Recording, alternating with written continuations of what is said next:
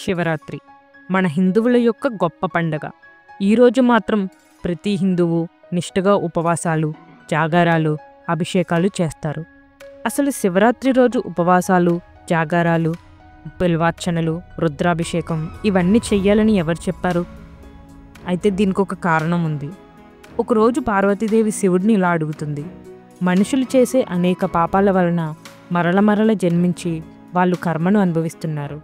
అయితే గతంలో చేసిన పాపాలను ప్రక్షాళన చేసుకుని పుణ్యమార్గంలో జీవించి కైలాసానికి చేరుకునేలా ఏదైనా కొంచెం సులభమైన మార్గం చెప్పండి నాదా అని అడుగుతుంది. అప్పుడు పరమేశ్వరుడు, సరే చెబుతాను విను, ఇది ఒక మహాశివరాత్రి కదా అని చెప్పడం మొదలు పెడతారు. స్టోరీలోకి వెళ్ళే ముందు ఈ వీడియో చూసేవాళ్ళు జస్ట్ ఒక లైక్ చేయండి, అప్పుడే నా ఛానల్ గ్రో అవుతుంది. అలాగే కొత్తగా చూసేవాళ్ళు ఉంటే ఛానల్ని సబ్స్క్రైబ్ చేసుకోండి. స్టోరీలోకి వెళ్తే పూర్వకాలం ఒక అరణ్య ప్రాంతంలో ఒక బోయవాడు ఉండేవాడు. ఉదయాన్నే వేటకు వెళ్ళడం, సాయంకాలానికి ఏదో ఒక మృగాన్ని చంపి దానితో తన కుటుంబాన్ని పోషించుకోవడం జరిగేది. అయితే యథావిధిగా బోయవాడు ఒకరోజు వేటకు వెళ్తాడు. అయితే ఓ రోజు ఉదయమే వెళ్ళిన ఆ బోయవాడికి చీకటి పడే వేళైనా ఒక్క జంతువు దొరకదు. దాంతో అతడు నిరాశగా ఇంటి ముఖం పడతాడు. అలా వస్తుండగా అతడికి దారిలో ఒక సరస్సు కనిపిస్తుంది. రాత్రిపూట ఏదైనా జంతువు అక్కడికి వచ్చి నీళ్లు తాగుతుందేమో, దాన్ని చంపొచ్చు అని చెప్పి ఆ సరస్సు పక్కనే ఉన్న ఒక చెట్టు ఎక్కి కూర్చుంటాడు. అప్పటికే రాత్రి అయిపోవడంతో బోయవాడికి నిద్ర వస్తూ ఉంటుంది. నిద్ర నుంచి మేల్కొని ఉండేలా ఏదో ఒకటి చెయ్యాలి అనుకుంటాడు.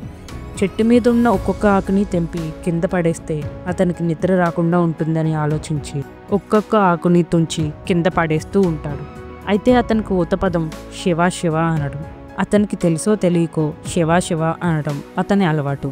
దాంతో శివ శివ శివ అనుకుంటూ ఒక్కొక్క ఆకుని తెంపి కింద పడేస్తూ ఉంటాడు. అయితే అలా చేస్తూ ఉంటాడు. అలా అర్ధరాత్రి 1 గంట అవుతుంది. ఒక ఆడజింక నీళ్లు తాగేందుకు అటుగా వస్తుంది.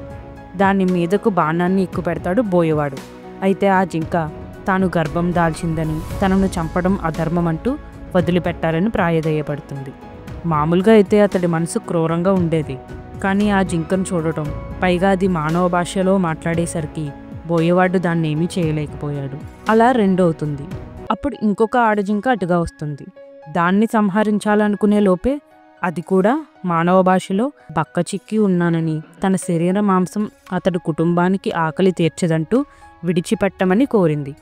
ఒకవేళ మరి కాసేపటి దాకా ఏ జంతువు దొరకకపోతే తానే తిరిగి వస్తానని సంహరించమని వేడుకుంటుంది. మొదట కనపడిన ఆడజింక కూడా అలాగే చెబుతుంది.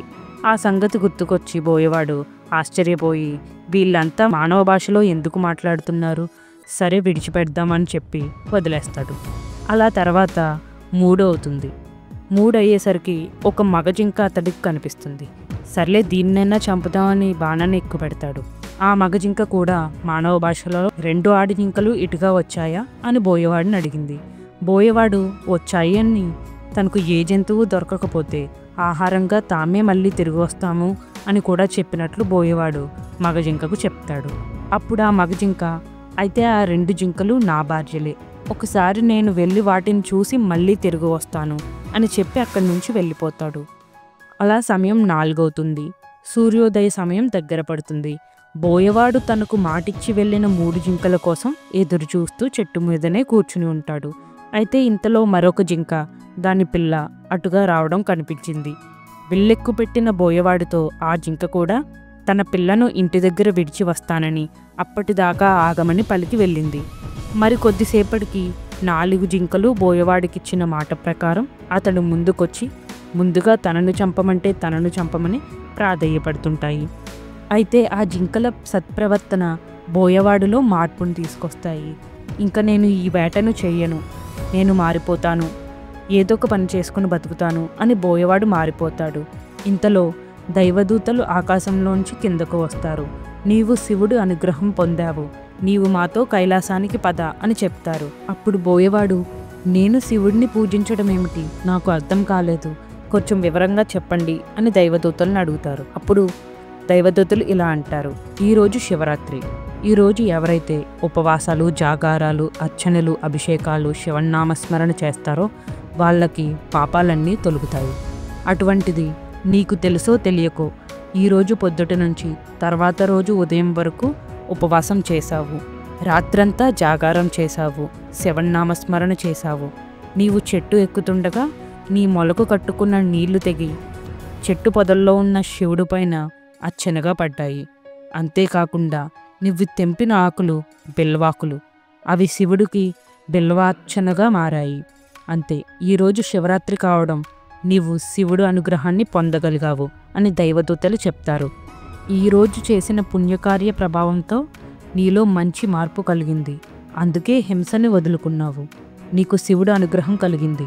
అంతేకాకుండా జింకలు కూడా సత్యనిష్టతో ఉండటం వలన పరమేశ్వర అనుగ్రహం వాటికి కూడా కలిగింది అని దైవదూతలు చెప్పి వాళ్ళని కైలాస పర్వతానికి తీసుకెళ్ళిపోతారు అని ఈ కథను పార్వతీదేవికి శివుడు చెప్తూ, ఈరోజు ఎవరైతే ఉపవాసం, జాగారం, బిల్వార్చన, శివనామస్మరణ, రుద్రాభిషేకం ఇవన్నీ చేస్తారో వాళ్ళకి శివ అనుగ్రహం కలిగి పుణ్య మార్గంలో జీవించి మోక్షాన్ని పొందేందుకు అతి సమీపంలో ఉంటారు. వాళ్ళ పాపాలన్నీ ప్రక్షాళన అవుతాయి అని శివుడు చెప్తారు. అయితే అసలు ఆ రోజే శివరాత్రిగా ఎందుకు చెప్పుకుంటున్నాం? అంతేగాక ఎందుకని శివుడికి శివరాత్రి రోజు అంటే అంత ఇష్టం? దీనికి ముఖ్యంగా 4 కారణాలు ఉన్నాయి. మొదటిది ఏంటంటే, ఒకరోజు బ్రహ్మ మరియు విష్ణువు నేను గొప్ప అంటే నేను గొప్ప అని గొడవ పడుతూ ఉంటారు. అప్పుడు వాళ్ళని ఆపేందుకు వాళ్ళ మధ్యలో పెద్ద అగ్ని శివలింగంలా పుడతారు శివుడు. ఆ రోజే మొదటగా శివుడు శివలింగంగా ఆవిర్భవించడం వలన ఆ రోజు మనం శివరాత్రిగా పిలుస్తాం. ఇది ఒక కారణం. ఇంకా రెండవది ఏంటంటే, శివుడు మరియు పార్వతుల వివాహం జరిగిన రాత్రి శివరాత్రి, అందుకని ఇది ఒక కారణం. ఇంకా మూడవ కారణం ఏంటంటే, శివుడు ఆనందంగా తాండవం చేసే రోజు శివరాత్రి రోజే, అది కూడా ఒక కారణం. నాలుగవది ఏమిటంటే, క్షీరసాగర మదనం చేస్తారు దేవతలు మరియు రాక్షసులు. ఆ సమయంలో కాలకూట విషం పుడుతుంది. ప్రపంచాన్ని కాపాడడానికి శివుడు ఆ విషాన్ని తాగి కంఠంలో దాచుకుని నీలకంఠుడనే పేరు పొందిన రాత్రి శివరాత్రి. ఈ అన్ని కారణాల వల్ల శివరాత్రి అంటే శివుడికి ఎంతో ప్రీతికరమైన రోజు.